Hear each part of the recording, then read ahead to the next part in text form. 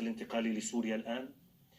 أولا نتحدث عن رمزية الجامع الأموي، يعني قدومه إلى الجامع الأموي تحديدا. الجامع الأموي هو المعلم الأبرز في دمشق، وله ارتباط بتاريخ الدولة الإسلامية في المشرق، عاصمة الأمويين. عاصمة الأمويين. نعم. الرسائل التي قالها في خطابه وجه رسائل للداخل أن هذه الثورة جاءت بسبب الظلم والقمع.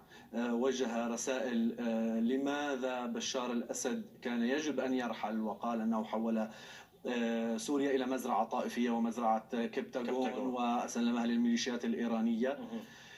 فأعطى مجموعة من الرسائل ليست سياسية، وإنما كانت رسائل عادية للداخل يعني. نعم. طيب، ولكن لماذا من المسجد؟ كان هناك حديث على أنه الآن المرحلة ربما